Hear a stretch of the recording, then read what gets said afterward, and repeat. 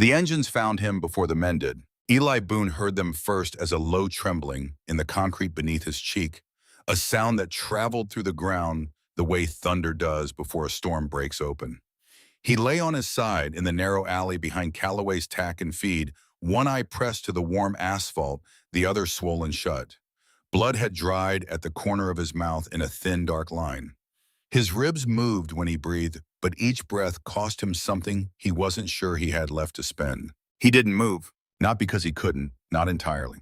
It was more that the ground felt honest in a way that almost nothing else in his life had ever felt. The asphalt was hot from the day's sun, still holding the heat at this hour, and it pressed back against his face with a kind of indifferent steadiness. It didn't ask anything from him. It didn't pull away. Eli had been lying in places like this for the better part of a year since December, since the morning he woke up in the apartment on Birch Street and understood, without anyone having to say it, that his mother was not going to wake up beside him. He'd been 12 then. He was still 12 now. It was July, and the summer had been the longest of his life, not because of the heat, though the heat was real and relentless, but because of the particular weight of being invisible in a world full of people. He listened to the engines grow louder. He thought about the girl. He thought about the way she had stood chin-up, shoulders squared, trying to be tall in a situation designed to make her feel small. He thought about how she had said the words like someone who had practiced them in the dark, who had decided ahead of time that if something bad happened, she would say them and mean them. He thought about the scatter of crayons across the dirty alley floor and the little doll with one shoe missing that had skidded under the dumpster when her bag came apart. He thought about the way she had looked at him, like he was someone, like he was specifically and impossibly someone worth looking at. The engines were very close now. Eli closed his working eye and let himself go back to where it started. He had been making his rounds of the alley system behind the main commercial strip of Harlan, Kentucky, the way he did most afternoons when the heat peaked and the shop owners were too preoccupied with their air conditioning to notice a skinny boy moving quietly along the back wall. The trash behind Calloway's sometimes held usable cardboard. The restaurant 2 doors down threw out bread that was still good if you got to it before the afternoon rain. The hardware store on the corner occasionally left broken merchandise by the dumpster, things that could be traded or repurposed or simply used. He had a system. Systems were what kept you moving when nothing else did. He had been rounding the corner behind the old tack shop when he heard it. Not the words first, the tone. That particular register of cruelty that he recognized the way some people recognize weather coming in off a mountain, not by seeing it, but by feeling it somewhere in the chest.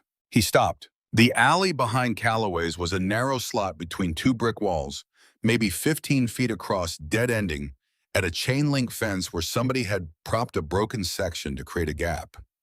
It smelled like motor oil and old cardboard and the sweet rot of something that had been sitting too long in the heat. A single overhead light on the back of the shop was not yet on. The sun was still working, laying long shadows across the ground from the west. 2 boys stood in the middle of the alley. They were older than Eli, 16, maybe 17. The taller one had sandy hair and the loose, comfortable posture of someone who had never once had to make himself smaller for anyone. The other one was heavier, quieter, hanging back slightly, in the way that second-in-commands always do, watching rather than leading, ready to agree with whatever came next. Between them and the chain-link fence stood a small girl. She was 7 years old, maybe less, and she was wearing a pink shirt with a small iron-on patch on the left shoulder, a pair of canvas sneakers that had been drawn on with marker, a constellation of stars across the toes.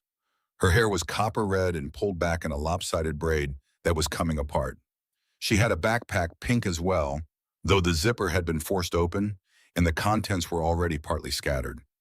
A box of crayons lay burst open at her feet, the crayons spreading out across the asphalt in a fan of color. A doll with brown hair and one plastic shoe missing had rolled against the base of the fence. The girl was not crying. That was the first thing Eli registered. She was not crying, and she was standing very straight, and her chin was up, and she was looking at the tall boy with an expression that was doing a tremendous amount of work to appear unafraid. She said, her voice coming out steady and careful, like she was reciting something she had practiced alone in her room against the possibility of needing it. "My dad's going to find you." The tall boy, the sandy-haired one, laughed. It was not a good kind of laugh. It was the kind that treats another person's attempt at dignity as a source of entertainment. His name was Brent Holbrook, though Eli did not know that yet. He would learn it later. For now, he was just the laugh, just the posture, just the loose and easy cruelty. Brent said it with the particular confidence of someone who has a very specific reason to be confident, who has been told by someone he trusts that certain things are already arranged. Your daddy can't touch us, little girl. My dad's the one with the badge around here. He said it like he was delivering a message, not the improvisation of a boy looking for power in a moment. Something rehearsed, something sent. Eli would understand later, much later, when the full shape of what was happening became clear to him, that Brent Holbrook had not wandered into this alley by accident, that this was not random cruelty, that this was a communication between men passed through the body of a 7-year-old girl who had nothing to do with any of it and everything to do with all of it. But Eli did not know that yet. He only knew what was in front of him. He stepped into the alley. He was not a large boy. He had never been large, and the winter had made him smaller than he should have been, had taken the weight off his frame that he hadn't had to spare. His arms were thin. His shoes were a mismatched pair, one black canvas, one brown leather, because he had found them on separate days in separate places, and they were both approximately his size. He was carrying nothing, no bag, no tool, no advantage of any kind. He stepped into the alley and he said in a voice that came out steadier than he expected, "Hey." The two boys turned. The girl's eyes found him immediately, and something happened in them, a quick recalculation, a repositioning of hope. Brent looked at Eli the way people look at something that has appeared unexpectedly and is not yet worth taking seriously. He looked him up and down, taking in the thin arms and the way Eli was standing, which was the way you stand when you are trying to occupy as much space as possible, and the space doesn't fully agree. "Who are you?" Brent said, not threatening yet, just dismissive. "Nobody," Eli said. "Leave her alone." The heavier boy, Kyle Decker, who was standing slightly behind and to the left in the way of someone who is not entirely sure he wants to be where he is, shifted his weight. He glanced at Brent. Brent took a step toward Eli. The dismissiveness was shifting into something else. A mild interest, the way a thing becomes interesting when it moves unexpectedly. "You know who this girl's father is," Brent said. "No," Eli said. "Then you have no idea what you're walking into." "I know she's scared," Eli said, "and you think that's funny. I don't." The silence that followed was the kind that doesn't last. Brent moved fast. He closed the distance between them and hit Eli across the jaw with a closed fist, not the full swing of someone trying to end something, but a sharp testing shot, the kind that says, "I want to see what you do next." Eli's head snapped sideways, and he staggered 2 steps, and his vision went white at the edges, and he felt the warm iron taste of blood arrive at the back of his throat. He did not go down. He turned back. Behind him, he heard the girl make a small, sharp sound, not quite a word, just a sound. His feet found their position between the 2 boys and the fence, and he spread his arms slightly, which was not a dramatic gesture, but a practical one, the body's arithmetic working out the minimum coverage required. Brent stared at him. "Are you serious?" "Leave her alone," Eli said again. Kyle said low to Brent, "Come on." But Brent was interested now in a different way.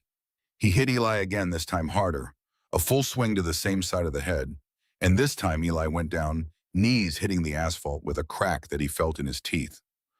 The world tilted.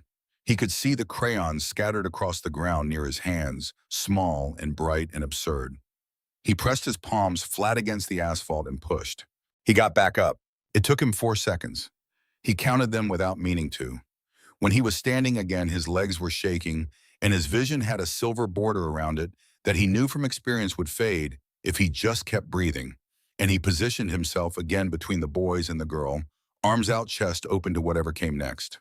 The girl has said, and this time her voice had changed, had broken open a little at the seams, "You don't have to do this." "Yeah," Eli said without looking back at her. "I do." Brent hit him a 3rd time. Eli went down again.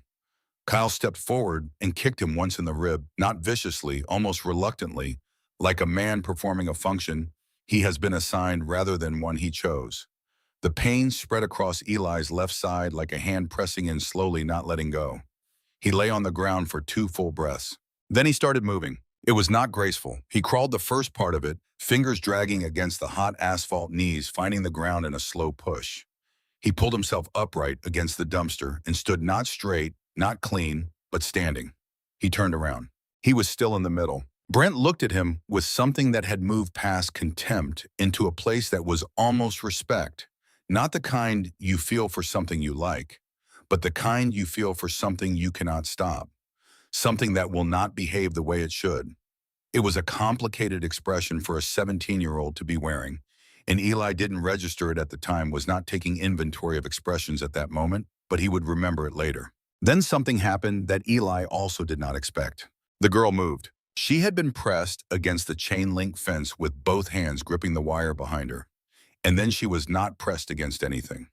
She crossed the 4 feet of space between herself and Brent Holbrook, and she jumped, both arms going around his neck from behind her legs, leaving the ground entirely her full weight, which was not much, but was something pulling backward on a boy who was not braced for it. Brent lurched. He made an involuntary sound and grabbed at her arms, and the motion threw him half a step sideways, and in that half step, Eli moved not away, but forward, getting one hand on the girl's arm and pulling her back, pulling her out of Brent's reach, putting his own body in the space she had just vacated. Brent got his balance back and shoved her hard. She went sideways and down, scraping both palms and one knee on the asphalt, and she did not cry. She made a low sound and pushed herself back up immediately, and Eli looked at her bleeding knee and the set of her jaw and understood something about her that he couldn't have put into words, but that he felt clearly. She was not going to run. She was 7 years old and she was not going to run. Kyle said sharply from behind, "Brent, you hear that?" And Eli heard it too.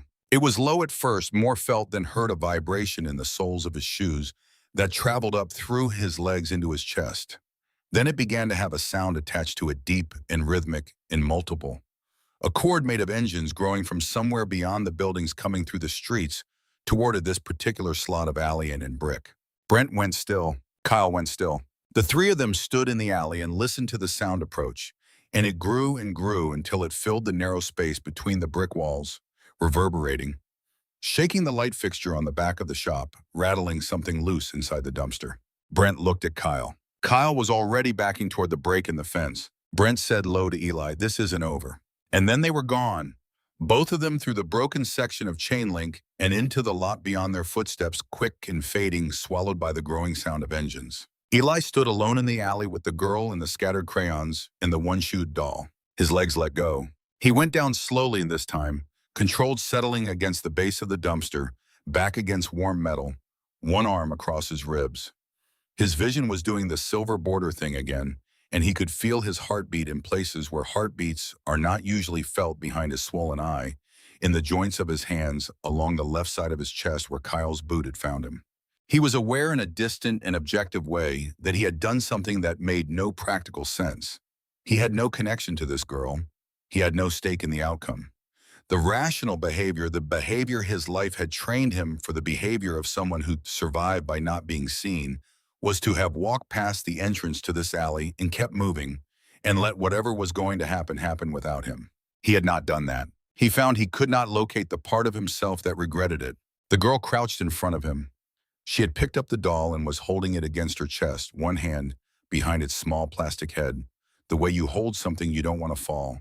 Her knee was bleeding a thin, bright line, and her palms were scraped, and her braid had come entirely apart, and the copper hair fell around her face in a way that made her look even younger. She looked at him carefully, the way a person looks at something they are trying to assess, taking in the swollen eye and the blood at the corner of his mouth and the arm folded across his ribs. She said, "What's your name?" He told her.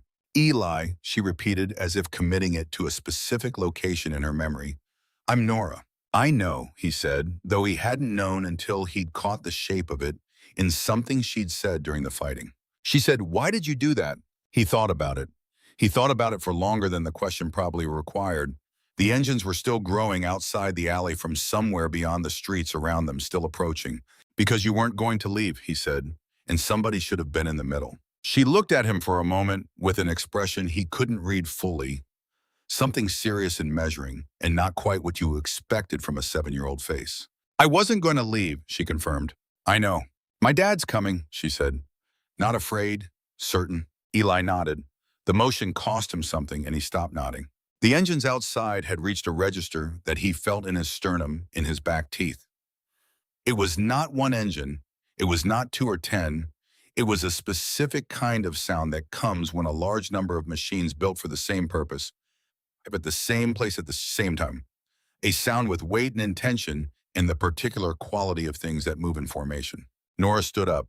She looked toward the mouth of the alley. "Don't leave," she said to Eli. "I'm not going anywhere," he said, which was true in the most literal sense. He was not capable of going anywhere at that particular moment. But he said it in a way that meant the other thing too. She looked at him once more, that serious assessing look, and then she moved toward the front of the alley, toward the street, toward the sound of her father coming. Eli leaned his head back against the dumpster and looked at the sky, which had gone from the hard blue of full afternoon into the softer haze blue of early evening. The light was lower. The heat was not. A mockingbird was doing something complicated in the eave of the building above him, running through a catalog of other birds' sounds, trying each one on. He closed his eye. He listened to the engines arrive. He felt them as much as heard them. Deep sustained vibration of 38 machines, shutting down one by one, not all at once, sequentially like a long exhale. And then voices, low voices, boots on asphalt, several pairs, the kind of footfall that belongs to large men who move with purpose. He did not open his eye. He heard Nora's voice, high and bright and unraveled with relief. "Wade, he's back there. You have to go back there. He was there the whole time." He heard boots moving into the alley. He opened his eye. The man who walked in first was not the largest man there, but he was the one the space organized itself around.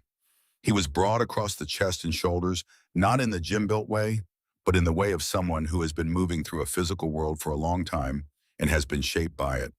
He wore a leather cutter over a dark shirt, the patches layered like text. His hair was dark with a seam of gray through it, and his hands hanging at his sides were scarred across the knuckles in the way that knuckles scar when they've met with surfaces that didn't yield. His face was the face of a man who has learned to keep it still. Not blank, not empty, but still. Controlled.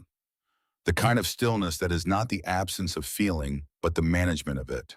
He stopped 3 feet from Eli. He looked at the swollen eye, the blood, the arm folded across the ribs, the way Eli was sitting against the dumpster. He said in a voice that was low and even and did not perform anything, "You the one who stood over my daughter." Eli looked at him. He said, "She okay?" Something happened. It was small. It would have been invisible to most people. But the man Colt Mercer, who was called Ironside by the men behind him, and who had not been called anything else in years, went still in a way that was different from the stillness he'd walked in wearing. His shoulders moved a fraction of an inch downward. His jaw shifted slightly. His eyes, which were dark and focused, and had been reading everything in this alley since the moment he stepped into it, went somewhere else for just a second. Behind him, a big man with a long gray beard and careful eyes registered it. Wade Briggs had ridden beside Colt Mercer for 11 years. He had seen the man take a bullet in the arm and keep talking. He had seen him stand at the front of a room and make decisions that cost things, real things, and do it without flinching. He had stood beside him in a hospital corridor 6 years ago when a doctor said words that took everything apart. And he had watched Colt Mercer hold himself together by sheer force of will while the whole world broke around him. He had not seen Colt's shoulders do what they just did. Not in 6 years. Colt turned just slightly, just enough that Wade could see his profile and then turn back. The stillness was back in place, managed again. But Wade had seen the second underneath it, and he would think about it later, would turn it over and look at it from different angles, would understand eventually what it meant. The boy on the ground, this skinny 12-year-old, who had asked about someone else before he had established that he himself was still breathing, had cracked something open just for a second without meaning to. Nora appeared at the mouth of the alley, slipping past one of the men standing at the entrance. She moved quickly, the way children move when they are done waiting and have decided to stop letting adults determine the pace. She came to Eli and crouched beside him and looked at his face with an expression that was trying very hard not to be frightened. She said, "You're still here?" "Told you I'd stay," he said. It came out quiet, more quiet than he intended. The words were barely above a breath. Nora's hand found the sleeve of his shirt. Small fingers, firm grip. The way you hold on to something you are not going to release under any circumstances. She looked up at her father. "He didn't move," she said. "They kept hitting him and he didn't move. He's the reason I'm still here." Colt Mercer looked down at his daughter, then at Eli, then at the scattered crayons still lying across the alley floor in their fan of color, then at the doll which Nora had put down to hold Eli's sleeve, and which now lay on the asphalt with its one remaining shoe pointing at the sky. His jaw worked. The muscle near his ear moved.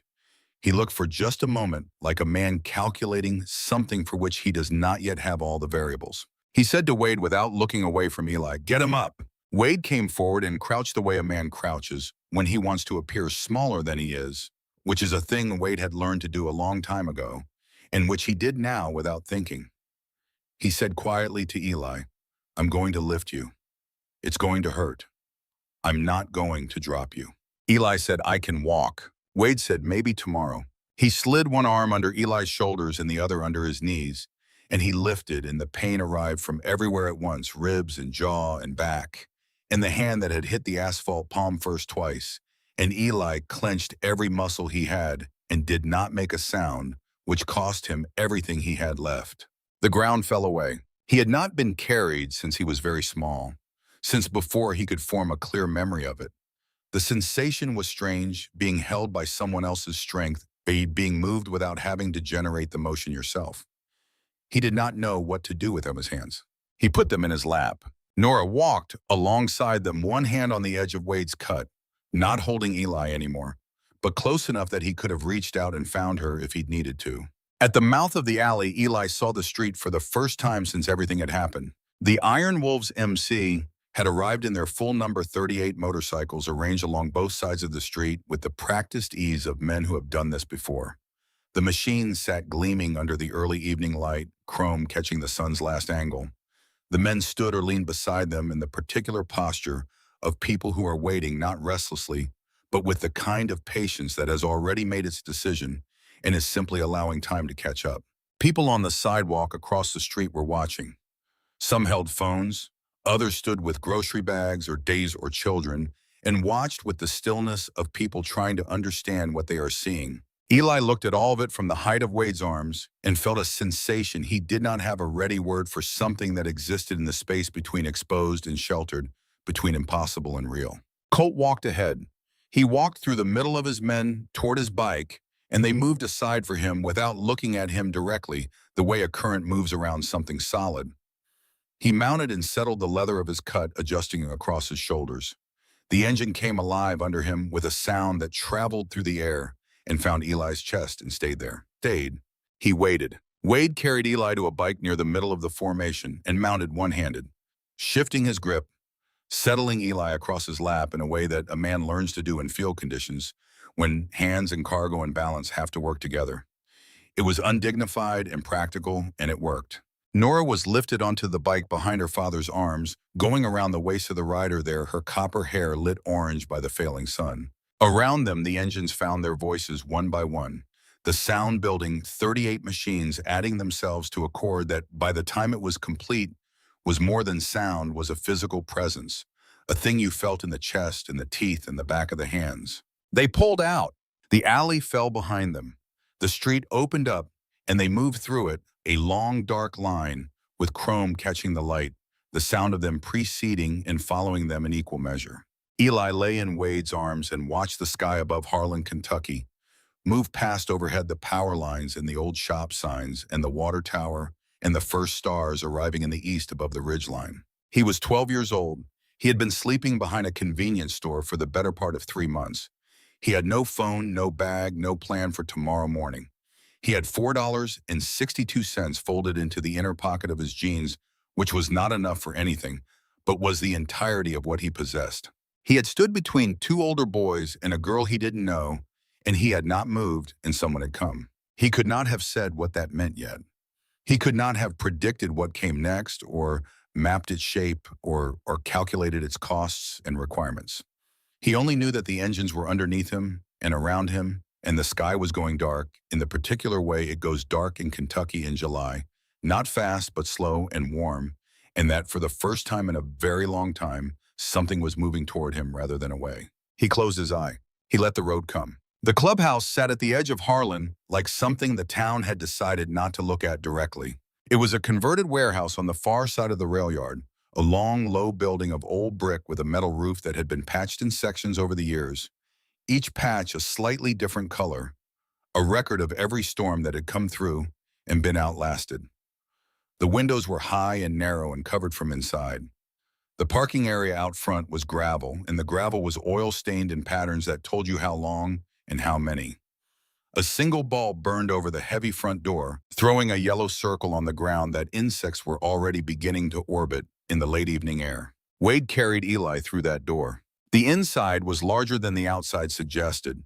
The main room ran the full width of the building, a long table of scarred wood. Down the center, mismatched chairs pulled around it. A bar along the left wall with bottles arranged without particular system. A mounted television in the corner, showing a baseball game with the sound off. Old photographs covered the walls in clusters black and white, and color both men and machines in arrangements that told stories Eli could not yet read. A jukebox stood unplugged in the far corner, its chrome front still catching light. The floors were concrete, swept but not clean. It smelled like motor oil and cigarette smoke and coffee that had been sitting on a burner too long. It smelled like a place where men had spent large amounts of time together. It smelled like the particular combination of work and waiting that Eli associated with places that were serious about what they did. Several men were already inside. They turned when the door opened, and then they looked at what Wade was carrying, and they went quiet in the way that rooms go quiet when something unexpected walks in and demands recalibration. Wade moved directly to the long table. He set Eli down on it with the same deliberate care he'd used in the alley, lowering him onto a folded jacket someone had placed there ahead of them, getting him flat and then stepping back to assess. Eli looked at the ceiling. The ceiling had exposed beams, old wood dark with age. Someone had hung a string of work lights along the nearest beam, and they cast a warm, uneven light across the room. There was a crack in the plaster near the eastern wall that ran from a window frame to the junction with the roof, and at some point someone had run a strip of silver tape along part of it, a repair that addressed the symptom without the cause. He heard Nora's voice before he saw her. She was already there, already beside the table, already looking at him with that same serious, assessing expression she'd turned on him in the alley, the expression that was doing its best to not look frightened. "You're still conscious," she said. "Appears so," Eli said. She had a smear of dried blood on her knee, from where she'd scraped it on the asphalt. Someone had put a small butterfly bandage over the deepest part of the scrape, applied with the practiced efficiency of someone who had done this many times before. She was still holding the doll. It was a reflex by now, he thought. She was not aware of holding it. Wade came back into his line of sight, moving with the unhurried precision of someone who has worked in field conditions, who knows that speed without accuracy is not a virtue. He had a kit open on the chair beside the table, not a store-bought first aid box, but something assembled over time, stock from knowledge rather than a retail list. He began by looking, which is where knowledge always begins, running his hands along Eli's ribs with light pressure, watching Eli's face for the information that the face gives whether you want it to or not. Eli did not want it to. He kept his jaw set. Wade said, "Breathe normally." Eli tried. Wade pressed in on the left side and Eli's jaw tightened, and Wade nodded as if something had confirmed what he suspected. He moved his hands. He pressed again in a different place. He looked at Eli's eye, at the swelling, at the place where the skin had split slightly over the cheekbone. He looked at the hand Eli had landed on twice the right one, checking each finger and the bones along the back of it with quiet, methodical attention. He said finally not to Eli but toward the room. "Ribs are bruised, one might be cracked. Hand is swollen but not broken. Cheekbones intact. He's going to be uncomfortable for a while." He looked at Eli. "You want something for the pain? What do you have?" "Ibuprofen and toughing it out." Eli almost smiled. "Ibuprofen then." Wade went to the bar and came back with a glass of water and shook 3 pills into Eli's palm. Eli swallowed them with the water, the cold of the glass, against his hands, so ordinary and so unexpected that he held it for a moment longer than he needed to. The room had resumed its low murmur around him, men talking quietly, moving. The baseball game continued its silent pantomime in the corner. Outside, the last of the engines had gone quiet, and the building held its sounds differently. Now smaller sounds, interior sounds, the sounds of a place settling in for the night. Colt Mercer came through a door at the back of the room. He had taken off the leather cut and hung it somewhere, and he came in wearing only the dark shirt, which made him look, if anything, larger, because it removed the framing and left only the man. He pulled a chair to the table and set it backward and sat on it with his forearms across the top of the back, looking at Eli with the same steady attention he'd brought to the alley. He did not begin immediately. He let the silence sit for a moment, which Eli recognized as something deliberate. Men who use silence deliberately have usually learned that it does more work than words in certain situations. Then he said, "Name." "Eli." "Last name?" "Boone." Colt looked at him. "Where are you from, Eli Boone?" "Here," Eli said. "Mostly." "Where's mostly?" Eli considered the question. Harlan was where his mother had landed when she stopped moving 3 years ago, after a series of places that had not worked out for reasons Eli had understood differently at different ages. Harlan had been the last one. It had not worked out either in the end, though the reason that time had nothing to do with the place. "My mom and I came here from Lexington," he said. "Before that, Corbin. Before that, I don't remember well enough to count." Colt nodded. He let that settle. "Your mother," he said, not a question, exactly more a doorway he was leaving open. Eli looked at the ceiling, at the crack in the plaster with its strip of silver tape. "She died in December," he said. "Pneumonia. She was sick for a while, and then she was very sick, and then she died. We didn't have insurance. There wasn't a lot that got done about it until it was past the point where doing things would have helped." The room, which had not gone entirely quiet, went a little quieter. Not performatively, just the natural shift that happens when something real enters the air. Colt said, "Who came for you after?" "Nobody," Eli said.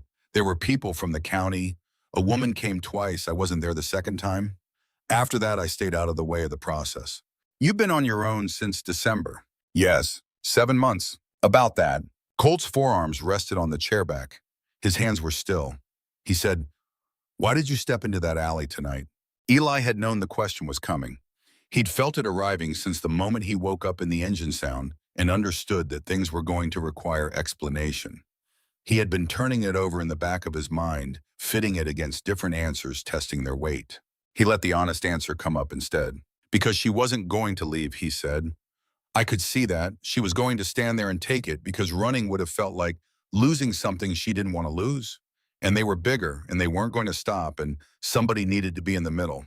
Colt waited. "Nobody did that for me once," Eli said. "A while back. There were some older kids, and they had a system, and I was part of the system for a while on the wrong end of it, and people saw it, and people walked past. I decided if I ever saw it happening to someone smaller, I would not walk past." He paused. "That's all it was. I just decided not to walk past." The room was very quiet now. Nora, who had been listening from the chair she had pulled close to the table, reached out and put her hand on the edge of the wood near Eli's arm. Not touching him, just near. Colt sat with the words for a moment. Then he stood, and he walked to the back door, and he went through it, and the door swung shut behind him. Wade sat down in the chair Colt had vacated. He was quiet for a moment, looking at his own hands. Then he said, without preamble, without the softening language people sometimes use when they are about to say something true, "He had a son, Declan. He was 9 years old 6 years ago." Eli turned his head carefully and looked at Wade. "Colt was on a run, long haul, couple of states over. Declan was with his aunt. There was a car accident on Route 119, the curve near the creek, you know, the kind of curve that doesn't forgive." Wade's voice was level, the voice of a man recounting facts that have been carried for a long time and have been worn smooth by the carrying. By the time Colt got the call and turned around and drove back, it was over. He was 7 hours too late. Eli said nothing. "He has a toy car in the drawer of his desk in the back office," Wade said. "One of those metal ones, a 1967 Mustang, the kind that still have real weight to them. Declan's. He's never moved it." Wade looked toward the back door. "What you said in there, bro, the part about deciding to be the somebody who steps in because nobody stepped in for you." He paused. "That landed somewhere specific." Eli looked at the ceiling again. The work lights hummed very faintly. Outside, somewhere a truck was reversing the warning beep carrying in through the walls at intervals. He understood something about Colt Mercer that he had not understood before. Not completely, not the full shape of it, but the outline. The way a man who was 7 hours too late might carry that number like a stone inside him. The way a man like that might look at a 12-year-old who refused to move from a spot that didn't belong to him and feel something he was not prepared to feel. "I didn't say it to do anything," Eli said. "I know," Wade said. "That's why it did." Nora had fallen asleep in her chair. She had done it the way children do in safe places, suddenly and completely, her body making the decision without consulting her origin. Her head had tilted sideways, and her breathing had deepened, and the doll was still in her hands, and her copper hair lay across her cheek. Eli watched her sleep and thought for the first time since the alley about what came next. He thought about it in the immediate sense. The clubhouse, the men in it, the back door through which Colt Mercer had walked. He understood in the functional, unsentimental way that 7 months of surviving had taught him that attaching himself to things was a mistake. Things changed. People changed their minds. The cost of hoping for something and having it not work out had gotten very high, and he had become, through necessity, careful about running up costs he couldn't cover. He was still turning this over when the front door opened. The man who came in was perhaps 55, with the build of someone who had been physically large once and had redistributed that largeness over time without losing any of the impression it made. He wore work clothes, not cuts, no patches. His name was Garrett, and he moved through the room, greeting the men he passed without ceremony, his eyes scanning until they found Wade. Garrett had spent 20 years before the club doing forensic accounting for a firm in Lexington, and he had never entirely lost the habit of looking at numbers until they gave up what they were hiding. He came to the table and pulled a chair and sat. He said to Wade low enough that it required attention to catch, got into the county assessor's records, property transfer filings from the last 18 months. Wade's coffee cup stilled halfway to his mouth. Holbrook's been filing approvals, Garrett said. Zoning variances, environmental assessments, 6 of them in the last year. All of them on parcels between the rail yard and the ridge. All of them benefiting a company called Ridgeline Properties, LLC. And Ridgeline, Wade said, shell. Registered in Delaware like they all are. But the registered agent is a law firm out of Lexington that shows up in 3 other development projects, all of them in counties where the sheriff changed in the last 4 years. Garrett's voice was flat and without drama, the voice of someone reporting facts. The Iron Wolves have been sitting on prime parcels out here for 30 years. If those variances go through and the rail corridor gets rezoned, that land is worth something like 12 times what it's assessed at now. And our operation on it, Wade said, becomes something that needs to go away, Garrett said. He's been building the legal case for 18 months. The 3 civil suits are the visible part.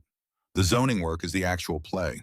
Eli lay still on the table. He was listening. He had not been invited to listen, and nobody had asked him to stop, so he lay still and listened with the practiced unobtrusiveness of someone who had spent months being invisible in spaces that were not his. He turned what he'd heard over. He thought about what Brent had said in the alley, the ease of it, not the threat of a boy who was angry, but the confidence of a boy who had been told that certain things were arranged, that certain outcomes were secured, that the rules that applied to other people had already been set aside for him. He thought about the way Brent had said it first before anything else like that was the point. My dad's the one with the badge around here. Not a threat improvised in the moment. A statement of fact delivered with the confidence of prior instruction. He thought about the alley's location. Close to the road that ran past the Iron Wolves property. Close to Nora's after-school route. Not a random location. Not a random target. A message. He sat up. Wade looked at him. Garrett looked at him. Eli said he picked the alley on purpose. Neither man spoke. Brent, Eli said. He wasn't there by accident. He said my dad's the one with the badge around here. He said it first before anything else like that was the point. He wanted her to know that it didn't matter who her father was because his father was already covering the other side. He paused, working through it. He was there to send a message. The alley is close to your property. Nora walking through it after school, he would have known her route. This wasn't bored kids looking for someone to push around. This was someone telling someone else that the protections they thought they had don't apply anymore. The room was quiet. Wade was looking at him with an expression Eli couldn't fully categorize. Garrett said to Wade, not taking his eyes off Eli. The kid's not wrong. No, Wade said. How old? 12. Garrett looked at Eli for another moment and then looked at his own hands on the table and said, Dale Holbrook has been building a case against this club for 18 months. He needs us either gone voluntarily or discredited enough that the county can move on the property. He's got no reason to move fast because he thinks he's got time and leverage. He paused. He does not know that we know about the shell company. He does not know that his son picked tonight to be careless in a visible and documented way. People recorded it, Eli said. Yes, Garrett said. Several people. Eli thought about this. He thought about the specific arithmetic of a man who has built a careful invisible structure, and then his 17-year-old son walks into a phone camera in the middle of it. He was still thinking about it when the front door opened again. This time the room changed differently. There was a quality to the stillness that settled across the men nearest the door, a sharpening of readiness, not aggression exactly, but the posture of people who have assessed a situation and positioned themselves in relation to it. Sheriff Dale Holbrook walked in. He was not in uniform, but he might as well have been. There is a way of carrying institutional authority that the clothes don't make or remove. He was broad-shouldered mid-50s with a politician's face, the kind that has practiced appearing reasonable in front of people it is not reasonable with. He had two men with him, men of a particular type, the type that accompanies people who are accustomed to having accompaniment. He looked around the room with the deliberate unhurriedness of someone establishing that they are comfortable in the space. Then he let his eyes find Wade register the table, register Eli lying on it, and settle into an expression of calibrated concern. He said, "Heard you boys brought in a minor. Wanted to make sure the county's obligations were being met." Wade stood. The room had rearranged itself subtly while Holbrook was talking, the way a room rearranges itself around a threat without any individual in it having made a specific decision to move. Men were in different positions than they had been 30 seconds ago.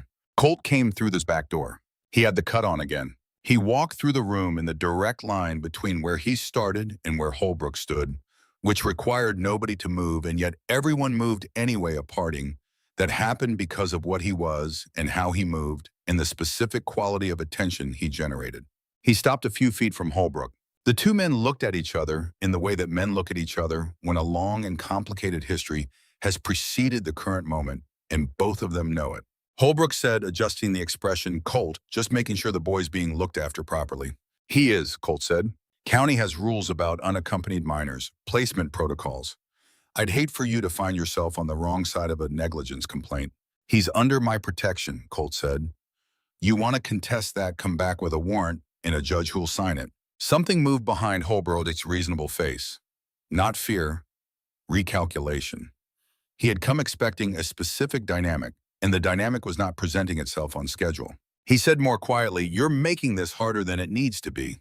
Colt said, "Your son chose an alley and chose a target and chose tonight. You want to discuss who made this hard? We can have that conversation."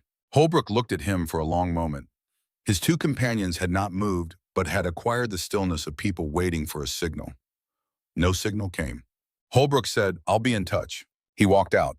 The door closed. The room held the silence for 2 or 3 seconds, and then it released slowly, the way pressure releases, and the men shifted back to what they'd been doing. Eli lay on the table and stared at the ceiling and thought about what he had just watched. Colt Mercer had stood in front of a man with institutional power and a politician's face and the full machinery of county authority behind him, and he had not moved. He had not hedged or calculated or looked for the accommodation that would cost least. He had said a plain thing plainly, and he had not moved. Eli knew what that felt like from the inside. He had done a version of it 2 hours ago in a dirty alley. He had not known until he watched someone else do it what it looked like from the outside. Colt came back to the table. He pulled the same chair around and sat the same way, forearms on the back, and he looked at Eli. "You heard," he said, "not a question." "Yes," Eli said. "What did you hear?" "That Holbrook has been building a case against your club for 18 months. That his son was in that alley on purpose. That the message he was sending was that your protections don't protect." Eli paused. "And that you now know things about his operation that he doesn't know you know." Colt looked at him for a long moment. "How old did you say you were?" 12. Something moved in Colt's expression that was not quite a smile and not quite its absence. The expression of a man who has been surprised and is not yet sure what to do with the surprise. Nora stirred in her chair. She pushed her hair back and blinked and looked at her father, and then at Eli, and then at the space between them. She said with the practical directness of someone coming back from sleep, with their priorities already ordered, "You ate." "Not yet," Eli said. She nodded at Wade as if this were a matter requiring his immediate attention. Wade went to the bar and put a plate together from what was on the stove and set it on the table beside Eli's arm. Cornbread and chili that had been going most of the day. He did not ask if Eli was hungry. He did not offer. He just put the plate there and sat back down with his coffee and looked at the television. Eli looked at the plate. He had eaten that morning, had found half a sandwich near the loading dock behind the grocery store, and had been carrying crackers for 2 days. He was not starving in the immediate sense. But the smell of the chili was doing something to him that had nothing to do with immediate hunger. It was the smell of something cooked with the expectation that someone was going to eat it and that it should be worth eating. It was the smell of ordinary domestic intention, and it reached into him and found something he had not known was still accessible. He sat up slowly, holding his left side, and he ate. He did not speak while he ate. Wade did not speak. The room moved quietly around them. Nora watched him with the focused satisfaction of someone whose intervention has produced the correct result. When the plate was empty, he set it aside and felt the settling weight of food and ibuprofen and the particular exhaustion that follows an event that has demanded everything from a body. Colt said, "You're not going anywhere tonight." Eli opened his mouth. Colt said, "Not a suggestion." "I don't want to be a problem for you," Eli said. Colt looked at him steadily. "You're not a problem I'm managing. You're a debt I'm accounting for. There's a difference." He stood. "Wade will find you somewhere that isn't a table." He moved toward the back office and then stopped. He did not turn around. He said, to the room or to the door in front of him, or to nobody in particular, "The boy on the ground in that alley had no reason to be there. He had no stake in the outcome. He put himself between my daughter and something that was meant for me, and he did it because he decided to be the somebody that nobody was for him." He paused. "That kind of thing doesn't go without an accounting, not in this house." He went through the door. The room was quiet for a moment. Wade stood and looked at Eli and said, "Come on, let's get you off this table." He helped Eli to his feet, one arm steady under his elbow, and they moved through the room toward a short hallway at the back. Eli walked carefully, one arm across his ribs, the pain manageable now, background noise, rather than the full broadcast it had been an hour ago.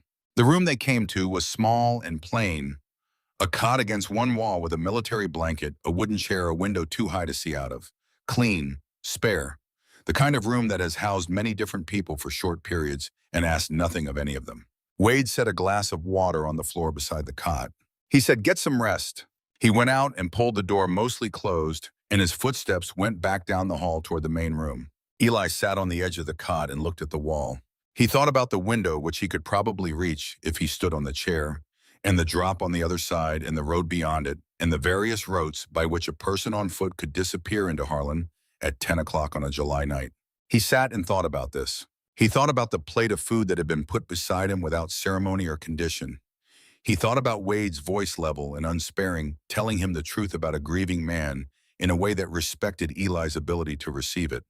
He thought about Colt standing in front of Dale Holbrook and saying a plain thing and not moving. He lay down. The military blanket was rough against his arms, and the cot had a particular firmness that was different from the cardboard and concrete and borrowed cushions that had served as his beds for 7 months. He lay in the small, plain room and listened to the building around him.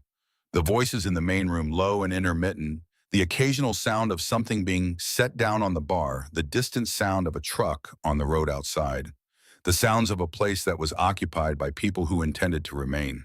His eye, the one that still fully worked, was pointed at the ceiling. He was asleep in less than 4 minutes. Outside, somewhere in Harlan, a boy named Kyle Decker was sitting in his friend's basement, trying to explain to himself what had happened in the alley and why his hands had not entirely stopped shaking. And somewhere on the north side of town, in a house with a county seal on the mailbox, a man named Dale Holbrook was making phone calls in a voice that was very controlled and very quiet, and thinking about what a 12-year-old boy on a table in a converted warehouse represented to the careful architecture of the last 18 months. And in the back office of the Iron Wolves clubhouse, Colt Mercer sat at his desk with the light on and the drawer open and the tall metal Mustangs sitting on the wood in front of him catching the light. And he sat there for a long time without moving, thinking about things that do not resolve neatly, about what it costs to be too late and what it means when something arrives anyway, 7 months behind schedule through the wrong door, asking about someone else before asking about itself. The morning came in through the high window as a single bar of light. Eli watched it travel across the wall, the way it moves without moving, the way light does when the earth turns and carries you with it, whether you have decided to go or not. He had been awake for some time before the light arrived. He had woken at 5 or somewhere near 5, the old instinct, the one that had kept him operational for 7 months. The one that said, be vertical before the world around you becomes fully populated. He sat up slowly, holding his left side.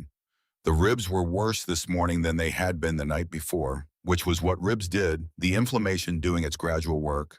But the quality of the pain had changed from sharp and everywhere to specific and located, which he knew from experience, meant the worst of it had been assessed by his body and accommodated. He would not be running anywhere, but he could move. He put his feet on the floor. He sat on the edge of the cot and looked at the bar of light on the wall and thought about where he was and what it meant and what the day would ask of him. He had been told he was not going anywhere. He had been told this by Colt Mercer, whose authority in this specific context was not institutional in any way Eli could formally contest, but was real in every practical sense. And yet the thinking about it had a different quality this morning than it would have had the night before sitting in the alley. It was less the thinking of someone calculating an exit and more the thinking of someone trying to understand what staying meant, what it would require, whether the ground was stable enough to put weight on.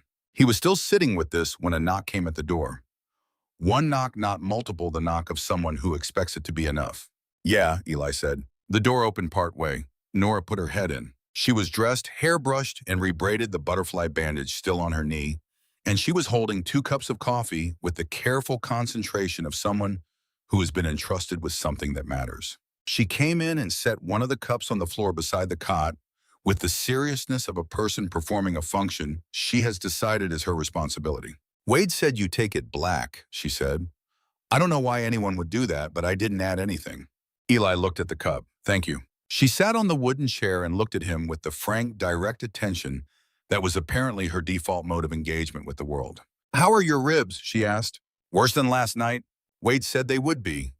She nodded as if this were a matter she had already researched and confirmed. He also said you should eat before anything else. Is there anything to eat? There will be in a few minutes. Dad's making eggs. This information stopped Eli for a moment. He had not formed a picture of Colt Mercer making eggs. It was not an image that arrived easily. Your dad cooks, he said. Not well, Nora said, but he does it. He says doing something badly is better than not doing it at all. Eli picked up the coffee cup. The warmth of it against his palms was the most ordinary thing he had felt in months. Nora, he said. Yeah, yesterday, when you jumped on him. She looked at the floor for a moment. I know it wasn't smart. It wasn't smart, he agreed, but it worked. She looked up. It worked. You made him lose his balance. That's when I got you back. She considered this. I didn't think about it. I just did it. I know, he said. That's why it worked. She was quiet for a moment, turning this over. Then, I practiced things in my head in case I need them. I had practiced what to say if something like that happened. I said it, but then the thing kept happening anyway and I ran out of practice things. Eli nodded slowly. So I just did what was there, she said. That's all anyone can do, Eli said. When the practice things run out, you do what's there. She looked at him for a moment and then nodded once slowly in the way of someone filing something in a specific location for future reference. Eggs are probably ready, she said and got up and went out. Eli sat with his coffee and the bar of light on the wall and the quiet of the small room around him. He stood up. The main room in the morning looked different than it had the night before. The work lights were off and the overhead fluorescents were on, and in that light it looked like what it was, a working space utilitarian. The long table with its scratches and ring stains. The bar that was a bar because it held bottles and not because it had any pretensions. Colt was at the far end of the table with a cast iron skillet and a plate, in the expression of a man who is committed to a task and is seeing it through regardless of outcome. The eggs were scrambled and somewhat more done than they probably needed to be, but they were hot, and there were enough of them, and there was bread from somewhere that was fresh enough. He set the plate at the near end of the table without comment. Eli sat and ate. Colt sat at the far end with his own plate and his coffee, and they ate in the particular silence that is not uncomfortable because it is not trying to be anything. It is just 2 people in the same room at the same time doing the same ordinary thing. Nora sat between them and ate her own breakfast with focused efficiency, and then pulled out a piece of paper and began writing something on it with a pencil. After a while, Colt said, Kyle Decker. Eli looked up. The one who kicked you, Colt said. Yeah, we're going to have a conversation with him today. Eli set down his fork. What kind of conversation? The kind where he explains himself, and we decide what that explanation is worth. Eli thought about Kyle, about the way he had stood slightly back from Brent, slightly unwilling, slightly in the position of a person who has committed to something before fully understanding what the commitment entailed. He's not the main one, Eli said. Colt looked at him. Brent planned it, Eli said. Kyle followed. That's a different thing. It's a different thing, Colt agreed, but it still happened. Yeah, Eli said. It did. Colt studied him for a moment. When he comes in, I want you there. Eli said nothing for a moment, then okay. Kyle Decker arrived at the clubhouse at 9 in the morning. He did not arrive in the way of someone who has been found and brought. He arrived in the way of someone who has made a decision and is enacting it before his nerve fails him. He came alone on foot, which for a 16-year-old in Harlan required genuine intention, and he stood at the edge of the gravel parking area for a moment before Wade appeared at the door and looked at him and said flatly, "Come in." The main room by 9 had the atmosphere of a place in its working hours. A few men at the bar with coffee, Wade at the table with papers, the television off, the jukebox still unplugged in its corner. Colt sat at the head of the table. Wade sat to his left. Eli sat at the side, not at the head end, not at the far end, but at the side, which was where he had been when Kyle came in and where he stayed because nobody suggested he move, and he had decided to stop making assumptions about what he was and was not included in. Nora was in the back. This had been arranged without discussion, a fact that had simply been the fact of the morning, Colt's word to her before the meal was finished, short and clear, and her acceptance of it without argument in the way of a child who understands that some things are not about her preferences. Kyle came to the table and stopped. He was 16 and he looked in the morning light without Brent beside him, like what he was a boy who had participated in something that had not felt fully real while it was happening and had become very real overnight. He had dark circles under his eyes, and his clothes were the same ones from the day before, and his hands hanging at his sides were not entirely still. He looked at Eli. He looked at him for a moment with an expression that was not defiance and was not performance. He was looking at the swollen eye and the tape over the cheekbone, and the careful way Eli was sitting, one arm resting close to his side. Then he looked at Colt. He said, "I wanted to come myself before you had to come get me." Colt said, "Sit down." Kyle sat. "Tell me what happened," Colt said. "All of it, from when it started," Kyle told him. It took a while. He was not a natural narrator, and he stopped and started and went back and corrected himself the way people do when they are trying to be accurate about something they were not thinking clearly during. But the essential structure of it emerged, and it confirmed what Eli had put together the night before. Brent had known about Nora's after-school route for 2 weeks. He had walked it himself at least once to confirm the timing. He had talked about it in a way that presented it as a dare, as something that would demonstrate something about the relationship between his family's authority and the Iron Wolf's reach, would prove that the protection Colt's name was supposed to confer had limits, limits that his father had effectively established through the legal work of the last 18 months. Kyle had not understood it in those terms when Brent explained it. He had understood it as the kind of thing you went along with because Brent was Brent, and because not going along with Brent had its own costs that Kyle had been paying attention to for a long time. He had not understood it until the boy in the alley appeared and stood in the middle of it and kept getting up that it was something other than what Brent had described. By then, the understanding was not useful in any immediate sense. He said, "I kicked him." He was looking at the table when he said it. Brent hit him, and he kept getting up, and Brent hit him again, and he still got up, and he stopped. "I don't know why I did it. I just did what was happening." He looked at Eli. "I'm sorry," he said. "I know that doesn't fix anything." The room was quiet. Colt looked at Eli. He did not say anything. He looked at him in the way he had looked at him in the alley, in the way he looked at things when he was letting the situation declare itself rather than directing it. He was giving Eli the space that the situation required. He was giving him the weight of the decision. Eli had understood this was coming since breakfast. He had sat at the table with his eggs and turned it over while the morning assembled itself around him.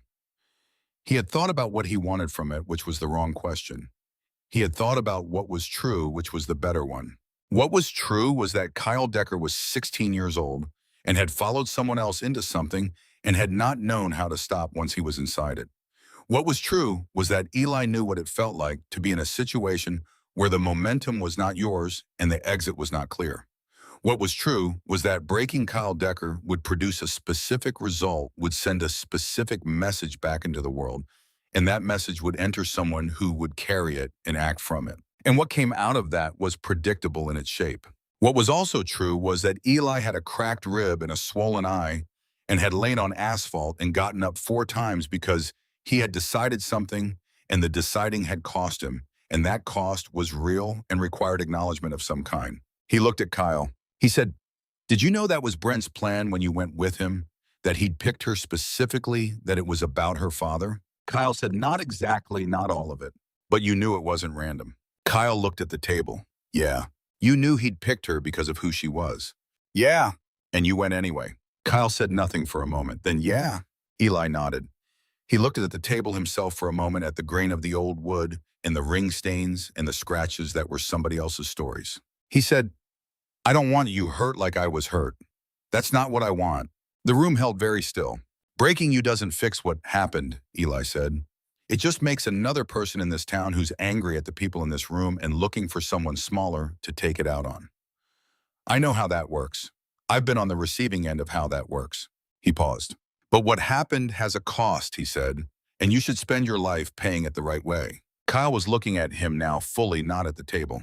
Eli said, "Every weekend, whatever needs doing, wherever these people tell you to show up, you show up and you do the work, and you do it in front of the kids who've been scared of Brent Holbrook's name, and they see you doing it. So they know that name doesn't cover what it used to cover." He paused. "You don't do it because someone's watching you. You do it because one day you might have a kid who walks home from school, and you want the world to have been changed in some small way by what you did with the part of it you broke." The room held the silence. Colt was watching Eli. Wade was watching Eli. Kyle said quietly, "Okay." He said it the way you say something when you mean it, and when meaning it is the only thing you have left that's still intact. Colt said, "You'll report to Wade. First Saturday is in 4 days. You don't miss one. You don't have to one. And if I hear you've used Brent Holbrook's name to put weight on anyone for any reason in any context, this conversation changes." He paused. "You understand?" "Yes," Kyle said. "Go home." Kyle stood. He looked at Eli once more, the expression still complicated and not performative. He did not say anything else. He walked to the door and through it, and the gravel crunched under his feet going away. The three of them remained in the room. Colt looked at Eli. He said, "You chose something heavier than what most people would have chosen." Eli said, "I chose something I wish someone had chosen for me." They moved on Brent Holbrook's location in the early afternoon. Garrett had confirmed it through the morning. Brent was in his father's office in the county building on the north side of Harlan, which was an interesting choice, a choice that said something about what Dale Holbrook believed he could protect and where he believed he could protect it. Colt took all 38 men. They mounted in the parking area with the same practiced efficiency as every other time. No ceremony, no announcement, the occupation of machines by the people who had long since stopped being separate from them. The engine started and they rolled out, and the sound of them moved through the east side of Harlan and announced their passage without apology. Eli rode behind Colt. This had not been discussed in any explicit terms. It had simply been the fact of the moment when Colt moved toward his bike, a space that existed and that Eli moved into, and nobody had said anything about it. And so it was the arrangement. The north side of Harlan had a different quality than the rail yard side, more institutional, more deliberate in its arrangement, the kind of civic architecture that is meant to express stability and permanence. The county building was red brick with a flagpole and a parking area marked with painted lines. Dale Holbrook's truck was in the lot. Colt pulled the formation to a stop across the front of the lot.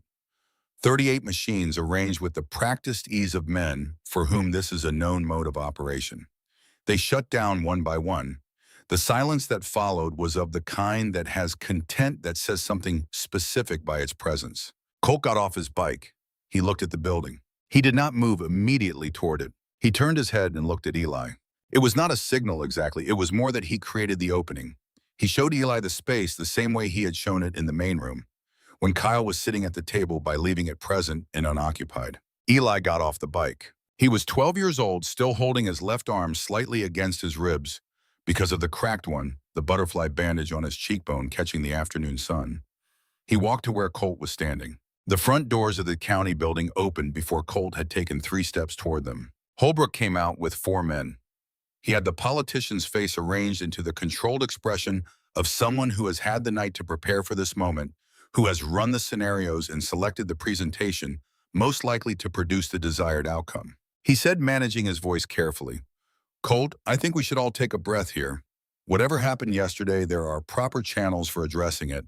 Colt said nothing. He looked at Eli. Eli looked at Holbrook. He said, and he said it in the same plain voice he had used in the alley, when he had told Brent to leave her alone without heat, without performance, just the words doing what words do when they carry true thing. "I was in that alley yesterday. Both of them. All 3 of them. I was there when Brent said what he said about your badge being the one that applies around here. I was there when he told her that her father's name didn't mean anything anymore because you had already arranged the other side of it. I was there for all of it, and I remember all of it." He paused. "I will say that anywhere," he continued, "in court on camera, to a reporter, to a judge, to whoever asks, and to some people who don't. I will say exactly what happened, and exactly what was said, and exactly what I saw, and I will say it the same way every time, because it is what happened, and I don't have any reason to change it." Another pause. "I have nothing to lose and nowhere to be. You have things to lose and places to be. That's the difference between us right now." Holbrook looked at him. He looked at him the way you look at something that has appeared in a form that your planning had not accounted for.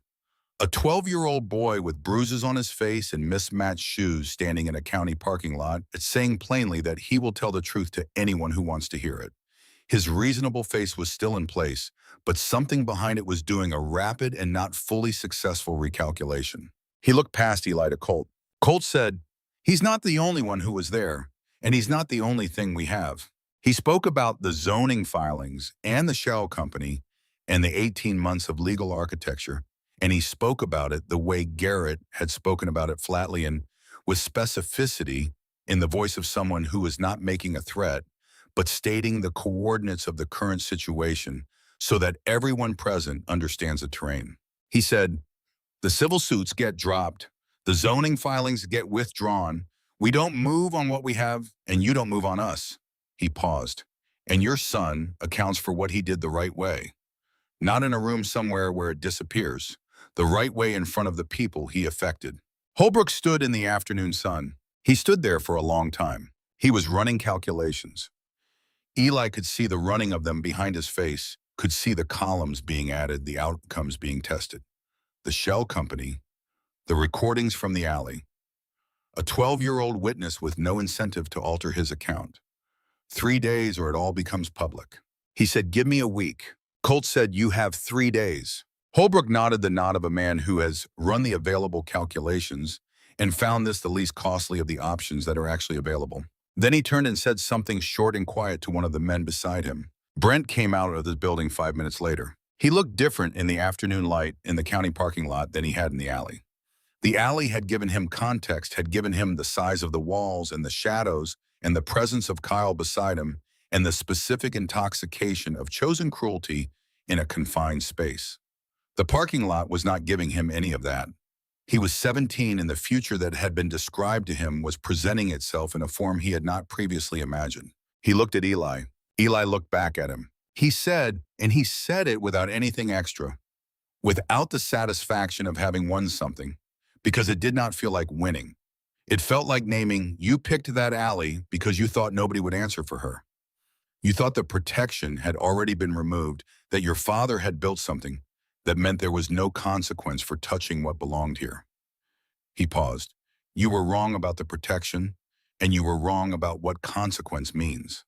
Brent said nothing. "You don't get to decide what her life feels like when she walks home," Eli said. "You don't get to take that from her to send a message you only half understood." He stopped. The 38 Iron Wolves stood behind him in the afternoon light, and not one of them said anything because nothing needed to be said, and they understood that without being told.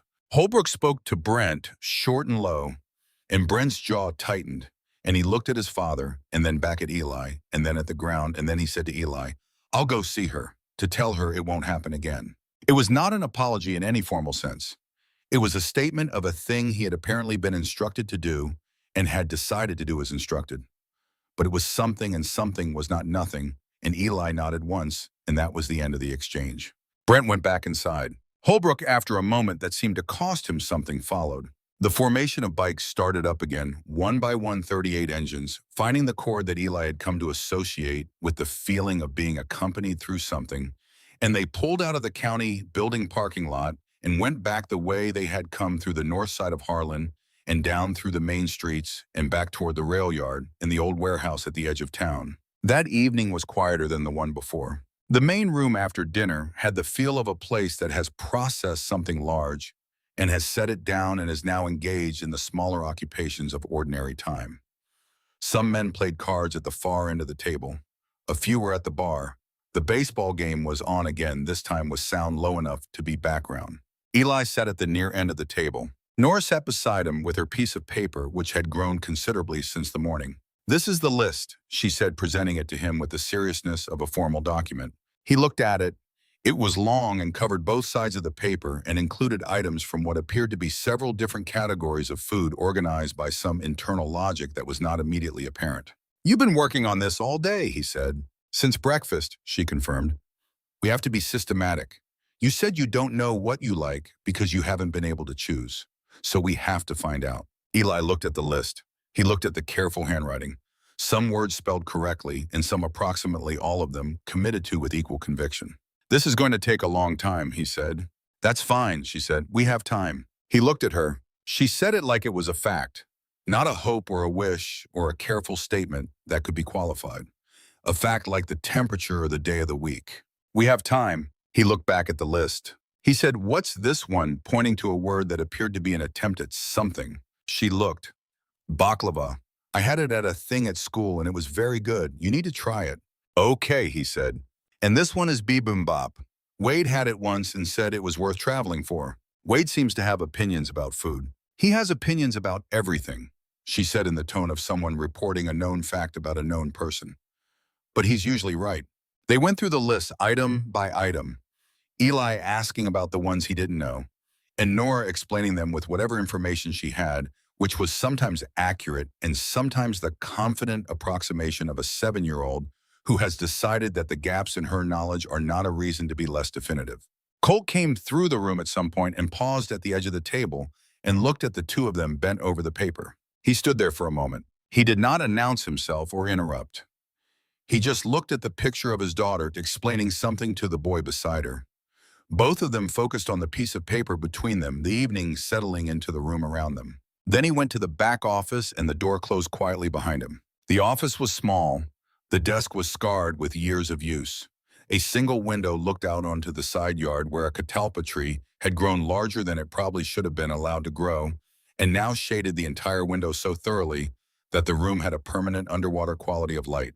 Colt sat at the desk. He opened the drawer. He sat for a moment looking at what was inside. The small metal Mustang, the 1967 model, the kind with real weight to it. Declan had liked things that had weight, had been 9 years old and had opinions about objects, would pick up anything new and test it in his hands before he was satisfied. Had once spent 45 minutes in a hardware store testing the handles of various tools while Colt waited and had not been hurried, and had finally selected a small ratchet wrench that he carried in his jacket pocket for 3 weeks before he lost it. 7 hours too late. Colt held the car in his palm and felt its weight and thought about the specific cruelty of the arithmetic of too late, about the way time behaves around the worst things, how it is always exactly enough for the thing you don't want to happen and always exactly insufficient for the response. He thought about a 12-year-old boy with $4.62 and mismatched shoes who had asked she okay before he had asked anything about his own condition. He set the car on the desk. He sat with it for a while. Then he stood and picked it up and carried it out into the main room and walked to the near end of the table where Eli and Nora were still working through the list. He stopped. He set the small metal Mustang on the wood between them. He said, "Belonged to my son." He did not make it more complicated than that. He did not add the things he was thinking about, because the things he were thinking about were not things that required speech. "He would have liked you." Eli looked at the car. He looked at it for a moment in the way you look at something that is being given, rather than handed something that carries weight beyond its own physical mass. Then he reached out and picked it up. He felt the weight of it in his palm, the real weight that the good ones had the heft of something made to last. He turned it once in his fingers. He did not say thank you. Colt did not expect him to. Nora looked at the car, then at her father, then at Eli, performing in 4 seconds the calculation that 7-year-olds perform on important moments, reading what is actually happening beneath what is being said. She looked back at her list. She said, with careful deliberateness, pointing to an item, "This one is for when you're ready to be somewhere with people who cook well. Dad's not there yet, but Wade knows someone." Eli looked at the list. He said, "We'll add it to the plan." Nora nodded, satisfied. Colt stood at the head of the table and watched his daughter and the boy beside her work through the piece of paper, and the light in the room had the particular quality of summer evening, warm and flattening. And the jukebox stood in its corner, and the photographs covered the walls in their clusters, and the sounds of the room moved around the three of them in the way sounds move around things that belong in a space. For the first time in a time he had not measured, but whose length he understood in his body, the room felt like it contained the right number of people. He went back to the bar and got his coffee and sat at the far end of the table and let the evening do what evenings do. The morning came with the sound of engines. Not the urgent thunder of the night Colt had ridden to find Eli in the alley. Not the organized roar of the run to the county building. Something quieter and more deliberate. Sequential. Individual machines arriving one by one over the course of an hour, the way people arrive somewhere they have decided to be when there has been no formal announcement, but the word has gone out nonetheless. Traveling through the particular channels that words travel through in a community of people who have known each other long enough to communicate in shorthand. Eli was in the main room when it started eating the breakfast that had appeared on the table with the same unceremonious consistency as the morning before, which seemed to be the way food operated in the clubhouse, not produced with fanfare, but simply present when presence was required. He heard the first engine, then a gap, then another, then several close together. He took his coffee to the window and looked out. The gravel parking area was filling up, not with the full, tight formation of a run. These were individuals in small groups pulling in with the casual purposefulness of people who have arrived for something specific that doesn't require a briefing. By the time he had counted 26, he stopped counting and just watched. Wade appeared beside him with his own coffee. "They do this sometimes," Wade said. "Word goes out and people show up." Eli said, "What for?" Wade looked at the parking area for a moment. He said, "There's a middle school on Harmon Street, about 2 miles east. Starts in 3 weeks." He paused. "You haven't been in a school in a while." Eli said nothing. "You can say no," Wade said. "Nobody's deciding anything for you." Eli looked at the parking area. 31 machines, now men standing beside them in the easy posture of people who have arrived and are not in any particular hurry, talking in small groups, some with coffee, some just standing in the morning. He thought about Harmon Street Middle School. He thought about what it would mean to walk into it. He thought about 2 years of not being inside a school, about what the inside of a school meant, belonging to a day that was organized, belonging to a place that expected you being someone who was expected somewhere. He thought about the list still on the table. He said, "Okay." He said it the way he had said things since he got here, without extra weight attached, just the word meaning what it meant. Colt came out of the back office. He had his cut on and his keys in his hand, and he walked through the room without ceremony and out the front door, and Eli followed, and the door swung open onto the morning and the parking area with its 31 machines and the men standing beside them in the early light. Some of them looked at Eli when he came out, not cataloging, not deciding, just looking at him the way you look at someone who has become part of the context you operate in. Colt swung onto his bike. Eli got on behind him. The engine started, not all at once, one and then another, and then the rest, finding each other, building into the chord he had felt in his sternum, the first time the sound that was not just sound that lived in the chest, in the back of the hands, that said something about numbers and intention and what it means when people show up. They rolled out, down the gravel onto the street through the east side of Harlan, past the rail yard and the tack shop, and the alley behind Callaway's, which Eli looked at as they passed it, that narrow slot between 2 brick walls. Just an alley in the morning light, ordinary and unremarkable, significant, now only because of what had happened to be inside it on a specific July evening when he had rounded a corner and heard a tone he recognized. They turned onto Harmon Street. The school sat back from the road, a 2-story brick building with a flagpole and a basketball court visible at the side and a parking area that was empty this early in the summer. It was the kind of building that has been exactly where it is for a long time, that has absorbed the movement of many different children through many different years. 31 machines pulled into the lot and arranged themselves with the practiced ease of men who have done this before and will do it again, and they shut down one by one. And the silence that followed was the silence of a decision that has been made and does not require further comment. Eli sat behind Colt and looked at the building. He had been in schools. He had been in 4 different schools in 4 different places, and he had been present in each of them in the way you are present when you are moving, when you have decided ahead of time not to attach to the specific geography, because the geography is temporary. He had been a presence that came and went. He looked at the building and understood that what was being offered here was not that. What was being offered here was the specific opposite of coming and going. He got off the bike. He stood on the asphalt of the school parking lot with 31 Iron Wolves MC machines arranged behind him, their engines cooling in the morning air, ticking quietly in the Harmon Street Middle School in front of him, and the July morning doing what July mornings do. Colt stood beside him. He didn't say anything for a moment. Then he said, "First days in 3 weeks." Eli said, "Okay." Colt looked at the building, then at Eli. He said, "You stood in a place that didn't belong to you for someone you didn't know because you decided that was what needed doing." He paused. "That's not a small thing. That's the only kind of thing that actually matters." Eli held the small metal Mustang in his pocket. He could feel its weight against his hips, solid and present. He thought about Declan, who had liked things with weight. He thought about his mother, who had moved 4 times and landed here and stopped. He thought about the alley and the crayons on the ground, and the doll with one shoe, and the girl who had stood straight and said the words she had practiced in case she needed them. He thought about what it meant to decide to be the somebody.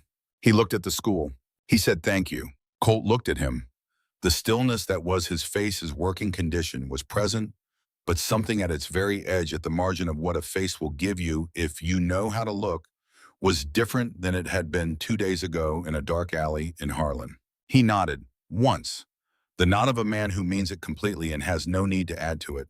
He put a hand on Eli's shoulder for a moment, the weight of it real and present, and then the hand was gone. He turned and walked back toward his bike. Around the lot, the engines began to start again. The familiar gathering of sound. 31 machines coming back to themselves, filling the school parking lot with the chord that had come to mean something specific to Eli over the course of 2 days. Something about numbers and showing up and what it sounds like when people decide that a thing matters. Eli stood and watched them go. He watched the last of them roll through the lot, exit, and out onto Harmon Street, the sound of them moving away through the town, and he stood in the quiet that remained, which was a different kind of quiet than the quiet before they arrived. He was 12 years old.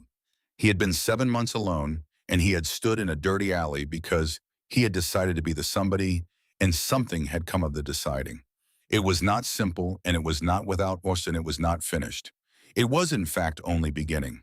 He looked at the school. He walked to it and put his hand flat against the brick of the front wall, feeling the texture of it under his palm, feeling the warmth that the morning sun had already put into it. The brick was old and solid, and it had been here for a long time, and it would be here for a longer time more. In 3 weeks, he would walk through the front doors of this building, and he would have a name that someone would call at the beginning of a class, and he would answer to it. And that would be the beginning of a different kind of account, one that ran forward rather than backward, one that was about what came next rather than what had already been survived. He stood with his hand on the brick for a moment longer. Then he took the small metal Mustang out of his pocket and held it in the light, the July sun catching the chrome of its tiny grille, the weight of it in his palm that Declan had known and tested and decided was worth carrying. He put it back in his pocket. He turned and walked back out to the street, to the ordinary morning of Harlan, Kentucky, to the day that was already well underway, and that had for the first time and longer than he could easily measure something in it that belonged to him. He walked east toward the rail yard, toward the old brick warehouse with its patched roof and its oil-stained gravel, and the long table scarred with years of use, toward the list on the table, and the girl who had made it, and the man who made eggs badly and meant it when he said that doing something badly was better than not doing it at all. He walked toward it without hurrying because there was no need to hurry.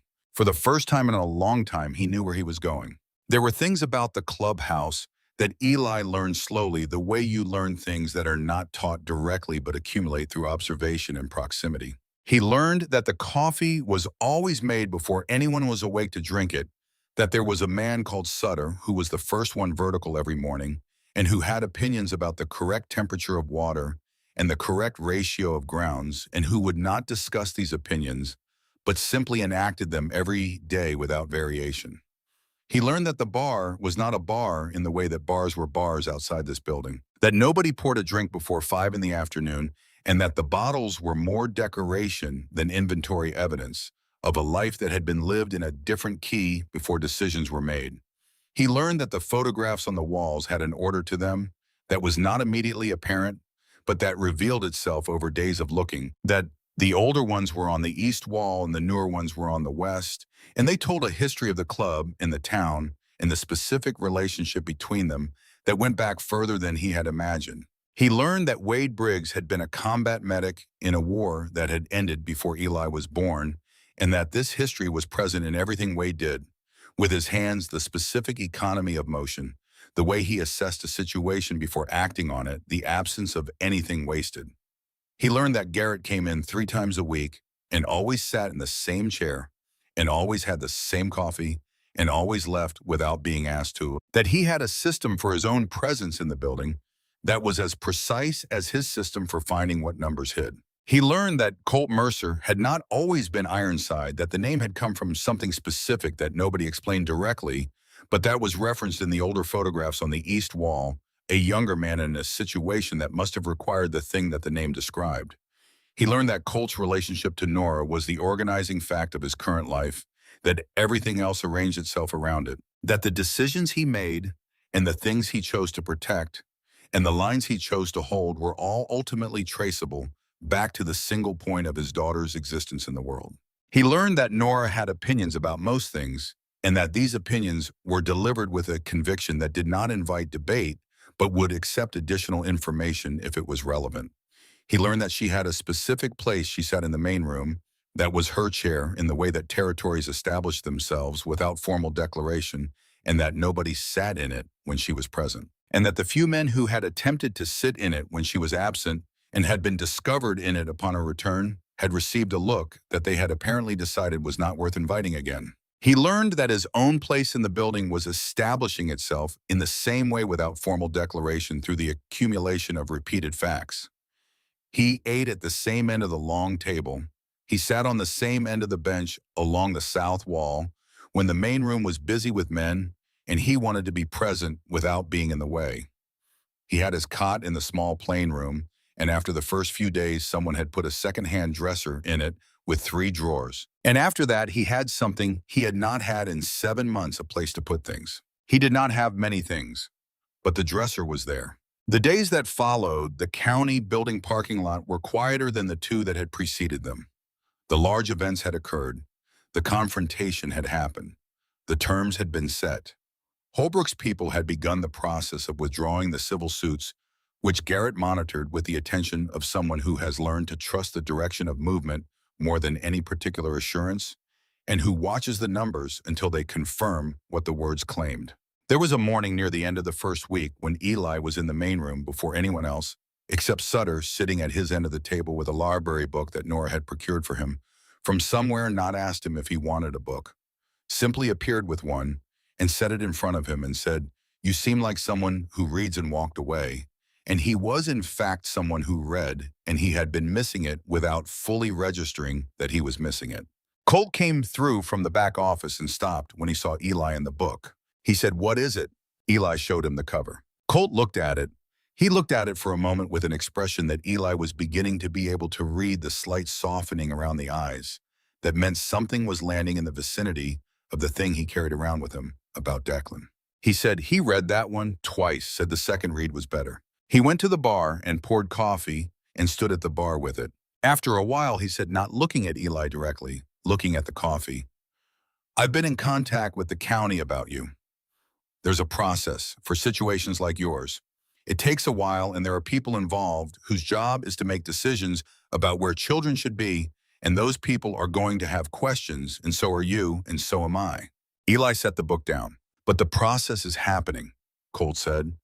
"And while it's happening, you're here. And when it finishes, if you're willing, you'll still be here." He paused.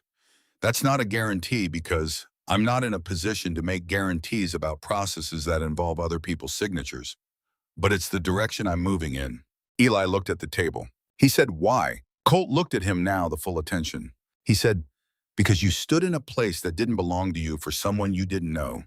And when I ask myself, what kind of person does that, I don't get a lot of different answers. I get one answer, and that answer is worth something to me.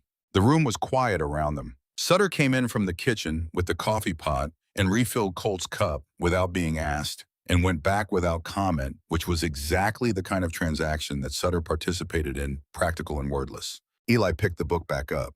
He said, okay. Colt said, okay.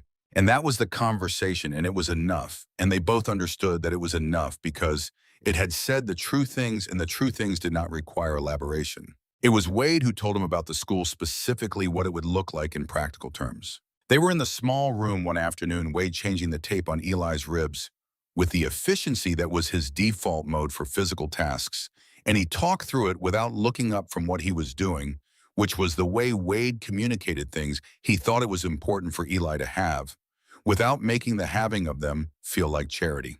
There was a process for enrollment when a child didn't have the usual documentation. Wade had looked into it. There was a counselor at the school who had dealt with similar situations, who understood that the absence of papers did not mean the absence of a child who needed to be in school. There were programs for kids who needed supplies, backpacks and notebooks, and the small practical inventory of a student. And these programs existed without ceremony, were designed to provide without requiring gratitude as part of the transaction. You'll need to talk to her, Wade said, meaning the counselor. She's going to ask about your situation, and you can tell her as much or as little as you want, but she's not a person who uses information against the people who gave it to her. She's been there a long time, and she knows what she's doing. Eli thought about this. He said, what do I tell her about where I'm living? Wade finished with the tape and sat back. He said, you tell her the truth that you're staying with people who are responsible for you while a legal process runs its course. He paused. That's what's happening. That's the true thing. Eli thought about the true thing. He turned it over in the way he had been turning things over since he got here, testing the weight of them, checking whether they held. It held. He said, okay. On the Saturday before school was to start, Kyle Decker showed up at the clubhouse at 8 in the morning as Wade had told him to, wearing old clothes and work boots, and he spent the day doing what he had been told to do, which was work alongside 3 other men, clearing the lot adjacent to the food pantry that the Iron Wolves had backed for 11 years and that had fallen behind on its grounds maintenance, because the summer had been busy and the volunteer schedule had not kept up with the growth. Eli was there for part of it. Not because he was required to be, not because anyone had suggested it. He was there because Kyle was there. And because watching Kyle Decker spend a Saturday moving debris in the heat for no reason except that it was what was required of him was the kind of information that mattered, the kind that told you whether the words in the room on that morning had meant what they appeared to mean. Kyle worked without complaint. He worked steadily, and he did what he was told. And at midday, when someone brought sandwiches, he sat on the tailgate of the truck and ate his, and didn't look at Eli in the way of someone waiting to be acknowledged. He just ate his sandwich and went back to work. At the end of the afternoon, when the lot was clear and the bags were loaded, Kyle came to where Eli was standing near the fence, and he said, I don't expect anything from this. I know that's not how it works. Eli looked at him. He said, how do you think it works? Kyle thought about it for a moment. I think it works by showing up every time and by not using what I know about people's situations to make myself more comfortable. He paused. Brent does that. He knew things about people, and he used them. I watched him do it, and I didn't say anything, and I didn't stop going places with him. He looked at the cleared lot. I should have. Eli said nothing for a moment. Then he said, you showed up today. Kyle nodded. Come back next Saturday, Eli said. Kyle said, I will. He picked up his jacket from the fence and walked to his bike, which was an old one, practical rather than impressive. And he rode away down the street that whooshed along the edge of the lot, and Eli watched him go and thought about the particular work of changing direction, how it is always more expensive than maintaining course. But how the expense is the point is what makes it mean something.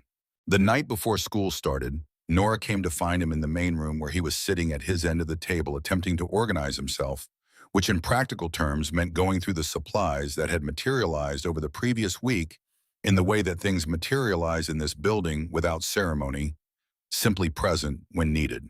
She sat across from him and looked at the supplies with the same evaluative attention she brought to everything. She said, "You're nervous." "I'm fine," he said. "You're nervous," she said again, not as a challenge, just as a report of what she was seeing. "That's okay. New things are usually nervous things." He looked at her. He said, "Were you nervous your first day?" She thought about this seriously. "Yes," she said, "but then it was just a place with people in it. And places with people in them are manageable if you know that you can leave." "What do you mean?" "I mean that knowing you can leave makes it easier to stay," she said. "If you feel like you have to stay somewhere, it gets heavy. But if you know you could leave and you're choosing not to, that's different." She tilted her head. "You know you could leave." He looked at her. He said, "Yeah, and you're not leaving." "No." "Then it's a choice," she said. "Choices are easier to be in than things you didn't choose." He looked at the supplies on the table. A backpack dark blue, notebooks with different colored covers because Nora had opinions about organization by color, pencils in a pencil case, a calculator that Wade had produced from somewhere with the information that math was easier with a calculator and that using one was not a form of cheating, but a form of intelligence. He said, "Nora." She looked up. He said, "How did you know when you came to find me in the alley after? How did you know I'd stay?" She was quiet for a moment, considering. She said, "I didn't know, but you said you would, and I decided that was enough to go on."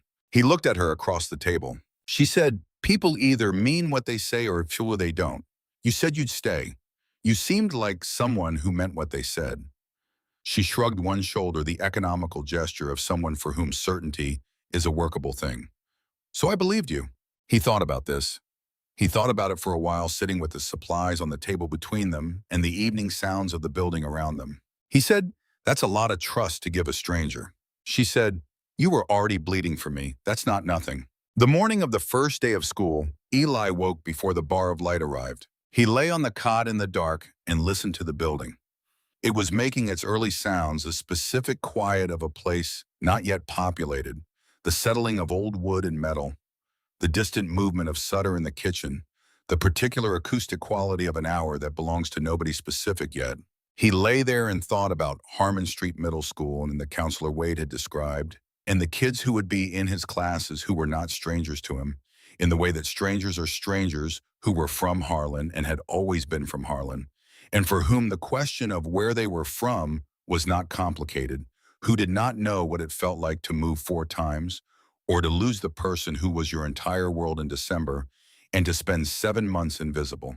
He thought about the fact that all of that was true, and he was still going. He got up. He dressed carefully in the clothes that had also materialized during the preceding week, clean and fitting, the kind of clothes that did not announce themselves but did not apologize either. He had actual shoes now, a matched pair, both the same color, both the same size, procured without ceremony by Wade, who had simply looked at Eli's feet one day, and the next day there were shoes. He sat on the edge of the cot and held a small metal Mustang. He turned it in his fingers the way he had been turning it every morning since Colt had set it on the table between them. He felt its weight, the real weight of something made to last. He thought about Declan, who had tested things with his hands before he was satisfied.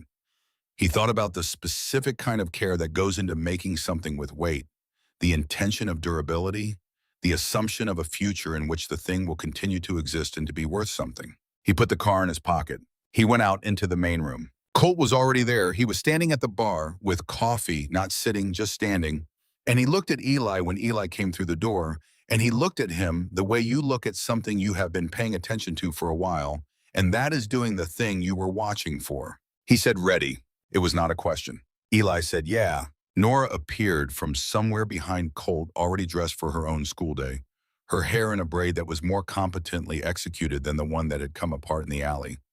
Her backpack already on the constellation of stars still drawn on her sneakers, though they were fading now with wear and washing. She looked at Eli with the evaluative attention. She said, "You look fine." "Thanks," he said. "I mean it. You look like someone who goes to school." He looked at her. "That's what I was going for," he said. She nodded, satisfied. "Good." They went out together into the morning, Eli and Nora and Colt, the three of them, through the front door of the old warehouse building and onto the gravel parking area in the early July heat that had not yet reached its daily peak, the sky pale blue above the ridge to the east and the catalpa tree casting its shade across the side of the building. There was no formation this morning, no 31 machines lined up with purpose, just Colt's bike and the ordinary morning of Harlan, Kentucky, waiting to be moved through. Eli swung on behind Colt. Nora got in the truck with Wade, who had materialized as he always did, practical and ready, and who had the truck running before anyone had specifically asked him to. They drove. The streets of Harlan moved past them in the early morning light, the familiar route from the rail yard toward the east side past the main commercial strip and the alley behind Callaway's and the hardware store on the corner, and all the geography of the life Eli had been living before the evening when he had rounded a corner and heard a tone he recognized. He watched it pass. He thought about the way a city looks different when you are moving towards something rather than away from it, when you are going somewhere with a name and a destination and a specific expectation of your arrival, when the geography is not the thing you are navigating, but simply the medium you are passing through on the way to where you belong. Harmon Street Middle School appeared at the end of its block in the morning sun, the brick catching the light, the flagpole making a small shadow on the lawn, the parking area beginning to populate with cars belonging to teachers who had arrived early, which teachers always do, who are always there before the day officially begins because the day requires preparation. Colt pulled into the lot and stopped. He sat for a moment with the engine idling. Then he said, not looking at Eli directly, looking at the building, "You know where to come after." It was not a question. It was not exactly a statement either. It was something between the two, something that occupied the space where assurance lives without being called that. Eli said, "Yeah, we'll be there." He said, "We, not I." The plural had weight. Eli got off the bike. He stood on the asphalt of the parking lot with the school in front of him, and the morning doing what it did, and the small metal Mustang in his pocket, and the backpack on his back, with the colored notebooks inside, and the pencil case, and the calculator that was not a form of cheating, but a form of intelligence. He looked at the school. He thought about Nora saying that knowing you could leave made it easier to stay. He thought about the $4.62 that had been all he possessed 8 days ago, and about the dresser in the small room with 3 drawers, and about the list on the table, and about the way Colt had set the car down and said he would have liked you in the same tone that he said everything, the tone that did not perform but simply stated the true thing. He walked toward the front doors. They were glass and metal, the kind that are heavier than they look, and he pushed through them and into the specific climate of a school building, the particular quality of air that is cooler and different in composition from outside air, carrying the accumulated breath of years of people who had been in this building, doing the things you do in buildings where learning is the official purpose. There was a main office to his left. A woman behind the desk looked up when he came in. She had the look of someone who has seen many different versions of a first day and knows that each one is specifically what it is. She said, "Can I help you?" He said, "My name is Eli Boone. I'm here to enroll." She looked at him for a moment with the particular attention of someone who was reading a situation, and then she smiled, not the smile that comes before a complicated conversation, but the one that comes before a productive one. She said, "We've been expecting you. Have a seat, and I'll let Ms. Darden know you're here." He sat. He sat in the chair outside the main office of Harmon Street Middle School in Harlan, Kentucky, on the first day of the school year, in clothes that fit and shoes that matched, and with a backpack on his back containing the supplies for a student who was expected to be here and would return tomorrow and the day after. And he sat with his hands in his lap and the small metal Mustang in his pocket and the weight of it there, and he waited. The school around him was beginning to fill. He could hear it, the accumulating presence of children arriving, the sound of lockers and voices, and the specific energy of a place coming alive at the beginning of a day that is also the beginning of a year. All the potential of it still unspent and available.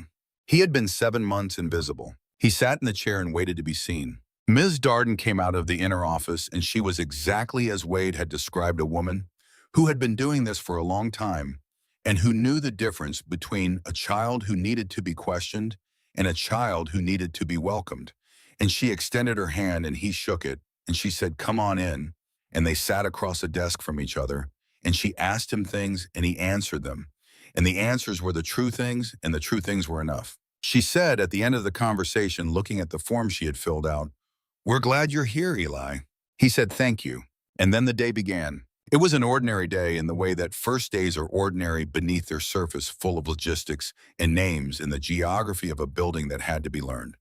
He went to the classes on the schedule Ms. Darden had printed for him and sat in the seats that were available and listened and wrote in the notebooks with the colored covers in the world of the school moved around him, and he was in it, specifically and actually in it, not passing through. At 3:15, he came out through the glass doors and into the afternoon sun. Wade's truck was in the lot, and beside it Colt's bike. He walked across the lot toward them. Wade was leaning against the truck with his arms crossed and a coffee cup in one hand, which was his default position for waiting. Colt was sitting on the bike, not on it in the way of going somewhere, just sitting, which on a motorcycle is a specific posture that means I am here and not in any hurry. Nora was in the truck, visible through the window working on something. She looked up when Eli came across the lot, and she put down whatever she was working on and got out. She walked toward him, and she looked at him with the evaluating attention, and she said, "How was it?" He thought about the day, about the classrooms and the schedule and the names he had heard and the names he had given, and the specific experience of being in a room full of people who were operating on the assumption that he was going to be there again tomorrow. He said, "It was okay. It was actually okay." She nodded. "Next time it'll be better. The first one is always just getting through." He looked at her. He said, "You sound like you know a lot about first days." She said, "I've had a lot of practice. Dad moves us sometimes for safety reasons." She said this in the matter-of-fact tone of someone reporting a fact about their life that is simply the fact of their life. "I've gotten pretty good at first days." He looked at her for a moment, this 7-year-old girl who had been practicing speeches for emergencies and had gotten good at first days and had made a list of foods to try and had decided to trust someone who was bleeding for her. He said, "I think you're pretty good at a lot of things." She looked at him with the serious evaluating attention. She said, "I know, but it helps to hear it." He almost laughed. It came out as something close to one. Colt was watching them from the bike. His arms were crossed, and his face had its working stillness. But the edge of it, the very margin, held the thing that Eli had been learning to see, the thing that had no name but that was real. He nodded at Eli. Eli nodded back. They went home. The sun was still high, and the heat was at its afternoon peak, and the streets of Harlan moved past them in the familiar way. And Eli sat behind Colt on the bike and watched the city go by and felt the small metal Mustang in his pocket and the weight of it, the real weight that meant something about durability and intention and the assumption of a future in which things continue to exist and to be worth something. He thought about Declan, who had tested things with his hands before he was satisfied. He thought about a man in a hospital corridor 6 years ago, holding himself together while the world broke. He thought about the specific cost of 7 hours and what a man does with that cost, how he carries it, what he builds around it. He thought about what it meant that the car was in his pocket now. He thought about what it meant that there was a dresser with 3 drawers in the small plain room at the end of the hallway in the old brick warehouse at the edge of Harlan, and that the dresser was his in the sense that things become yours when you have a place to put them and somewhere to return to. He thought about the list on the table and the plan that was attached to it, and the long work of going through it item by item, which was going to take time, which required a future of sufficient length to accommodate it, which assumed a sequence of mornings that would continue arriving. He held on to the back of Colt's jacket as the bike moved through the last stretch of road toward the rail yard and the old warehouse. And he thought about all the ways a person can be somewhere passing through or arriving or returning, and about the specific weight of return, how it is different from arrival, in the way that belonging is different from visiting, how the body knows the difference, even when the mind is still catching up. They turned into the gravel parking area. The building was there, the patched roof catching the afternoon light, the single bulb over the door not yet on, waiting for dark, the catalpa tree on the side casting its shade. He got off the bike. He stood for a moment with the gravel under his matched shoes and the building in front of him, and the day behind him, and the small metal car in his pocket, and the weight of it constant and real. Then he went inside. The main room received him the way it received everyone without ceremony, as a simple fact of the door opening and a person coming through it in the space-making room without being asked. Sutter was at the bar. 2 men were at the far end of the table. The jukebox stood in its corner. The photographs covered the walls. Nora was already at her chair, the piece of paper in front of her, adding to the list. She looked up when he came in. She said, "I've added 6 things." He hung his backpack on the hook beside the door, which was his hook in the way that things become yours through repetition and the quiet agreement of a household. He walked to his end of the table and sat down. He said, "Show me." She slid the paper across. He looked at Ed. The list had grown substantially. It was now 3 pages held together with a paperclip organized by a system that combined geography of origin with personal endorsement and some additional criteria that he had not yet fully mapped. He said, "This is very thorough." "I know," she said. "We have a lot of ground to cover." He looked at the list. He thought about the ground they had to cover. He thought about it in the way you think about something when you are in the place where it is going to happen, when the future is not an abstraction, but a specific geography with a specific population and a specific set of days that are going to arrive and require things of you and to which you are going to be present. He picked up a pencil from the table. He said, "What's this one?" She leaned over to look. She said, "Tlayuda, it's from Oaxaca. Wade says it's one of the best things he's ever eaten, and he's eaten a lot of things." He wrote next to it, "Ask Wade when." She watched him write it. She said, "You're adding notes." "The list needs notes," he said. "Otherwise, how do we know what we're planning?" She looked at him for a moment with the serious attention. Then she picked up her own pencil and began adding notes to the items she had already written, and they worked on the list together in the late afternoon light of the main room of the Iron Wolves Clubhouse in Harlan, Kentucky, while the building settled around them, and the day moved toward evening, and the first day of school became the past, and the second day was something that was coming, was in fact an array already on its way, was already the kind of thing that would arrive and find him here, and know where to look. Outside somewhere, a mockingbird was running through its catalog again, trying each sound on in turn, patient and tireless, and apparently inexhaustible in its willingness to keep going, to keep finding the next sound and then the one after that and the one after that all the way into the dark. Eli wrote another note on the list. He kept writing. The second week settled into a shape that Eli began to recognize as routine, which was a word he had not applied to his own life in a long time, a word that required the same conditions that routine always requires, the same place on enough consecutive days that the place begins to expect you. He went to school at 7:40 and came back at 3:15. Wade or Colt was always in the parking lot, always, not sometimes, not most days. Every single day, the truck or the bike, one of them or both of them waiting without making the waiting into a demonstration. He had not asked for this. He had not been told it would happen. It simply happened the way the coffee was always made before anyone was awake to drink it, the way the dresser had appeared in the small room, the way food was present when presence was required. He had thought in the first days that he was waiting for the moment when it stopped. When the exception arrived that proved the pattern temporary. He had spent 7 months learning that patterns broke, and that the break was always the real information, and that the pattern itself was just the interval between breaks. The break did not come. On the 8th day of school, he came out through the glass doors, and both the truck and the bike were there, which had not happened before, and Colt was standing beside the bike, talking to someone on his phone, and Wade was leaning against the truck in his default waiting posture, and Nora was in the truck doing homework, and the sight of all 3 of them there at the same time did something to him that he was not fully prepared for. That moved through his chest in a way that required him to stop for a moment at the top of the school steps and breathe through it before he walked down. He walked down. Wade saw him first and raised the coffee cup in the minimal acknowledgement. That was Wade's version of a greeting, which Eli had learned to read accurately, and Colt finished his call and looked at Eli with the full attention and said, "Good day." It was not a question. Eli said, "Yeah, good day." And it had been. He had answered a question in history class that he had known the answer to, had raised his hand without thinking about it, had given the answer had been correct. Had eaten lunch at a table with 2 other kids whose names he now knew, and who had asked him on the 3rd day to sit with them, and had not made anything large of it, had simply made room, and that had been that. Had walked through the hallways of Harmon Street Middle School like someone who was going to be in those hallways again tomorrow, which he was, which was the fact of his life. Now the kind of fact that you stop examining after enough consecutive confirmations and begin simply operating from. He got in the truck beside Nora, and she looked at him with the evaluating attention and said, "What happened?"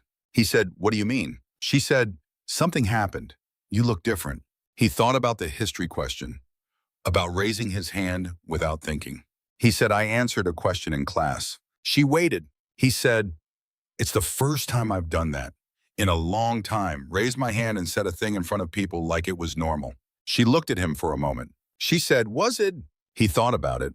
He thought about the specific quality of the moment, the hand going up before the decision was fully formed, the answer coming out clear and correct, the teacher nodding and moving on the unremarkable continuation of the class. He said, "Yeah, it was normal." Nora nodded, satisfied. She went back to her homework. He looked out the window at Harlan going by.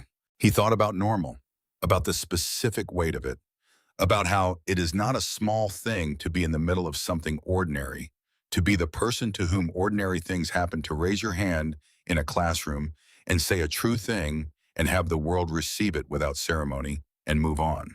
He thought about how long it had been since he had been that person and about the specific work of becoming that person again, not performing it, but actually beating it, the hand going up before the decision, the answer coming out the moment, dissolving into the next moment without residue. He held the Mustang in his pocket. He thought about Declan, who had tested things with his hands before he was satisfied. He thought about the weight of it, the real weight, the intention of durability. He thought, "I am going to be here tomorrow." Not as a hope, not as a plan that could be interrupted, as a fact, the same kind of fact that the coffee being made was the same kind that the truck in the parking lot was, the kind of fact that has been confirmed enough times to stop being examined. "I am going to be here tomorrow." The truck pulled into the gravel parking area of the old warehouse at the edge of Harlan, and the building was there, the patch roof and the single bulb and the catalpa tree on the side, and Eli got out and walked through the front door and into the main room that smelled like motor oil and coffee and the accumulated presence of people who had decided this was their place. He hung his backpack on his hook. He sat at his end of the table. Nora set the list between them and picked up her pencil. He picked up his pencil. They worked on the list together while the evening came in through the high windows and the building settled around them and the sounds of the place moved through the rooms in the way that sounds move through a place that belongs to people who are not going anywhere. Outside, the mockingbird was at it again, patient and tireless, running through its catalog, one sound, and then the next, all the way into the dark. Eli wrote another note on the list. The day after that, he wrote another. And the day after that, and the days kept coming, which was the thing about days, which was the only thing you could ever really count on about them, that they kept arriving one after another, each one the beginning of something and the continuation of something else. Each one carrying in it the small, ordinary facts that add up over time into a life. He was 12 years old and he was in Harlan, Kentucky, and he was going to be here tomorrow. That was enough. That was in fact everything. There were things that happened slowly that Eli only noticed in retrospect when he looked back from a later point and could see the shape of what had been assembling itself during a period that had felt, while he was inside it, like simply the passage of time. He noticed around the end of the third week that he had stopped sleeping with his shoes on. He had not made a decision about this. He had not woken one morning and resolved to take them off before the cot.